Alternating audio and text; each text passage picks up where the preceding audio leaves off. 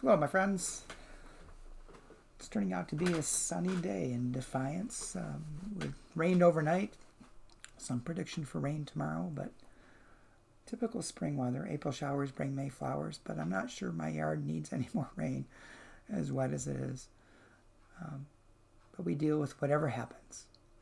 Today's daily devotional is entitled The Potter's Wheel, and it was written by Donna Shaper. And she based her devotional on Jeremiah chapter 18, verses 3 through 4 from the New International Version. She writes, I went down to the potter's house, and I saw him working at the wheel. But the pot he was shaping from the clay was marred in his hands. So the potter shaped it into another pot, shaping it as it seemed best to him.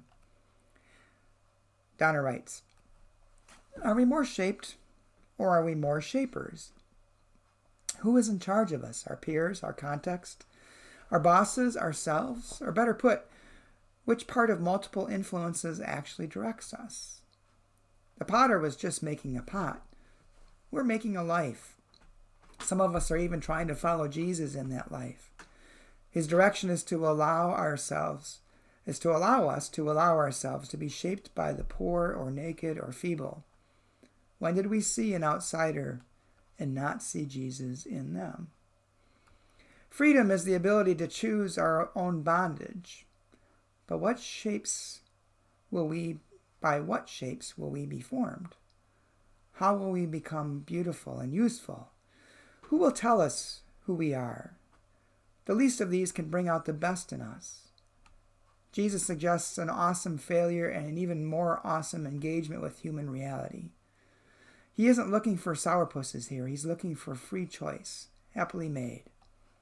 Remember your last mission trip? Or your accompaniment with an undocumented person to court? Remember how you thought you were helping them only to find out they were helping you. That is the Jesus-shaped person's common experience. A lot matters about how we choose to connect to the so-called least of these. Be careful of the Messiah complex, but not of relationship with the Messiah. No one is stopping us from shaping ourselves in a down-market direction. Interesting. Allow us, O God, to look up and down and all around and to finally get in our optimal spiritual shape. That's Donna's prayer. Well, in any circumstances that we're in, it's an opportunity for us to reflect on who we are and how we are in the world and what our relationship is to God and what our relationship is to each other.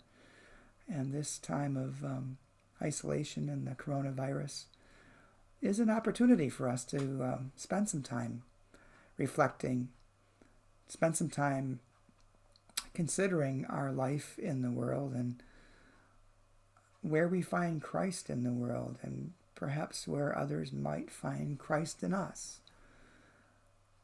So think about how these current circumstances are shaping you.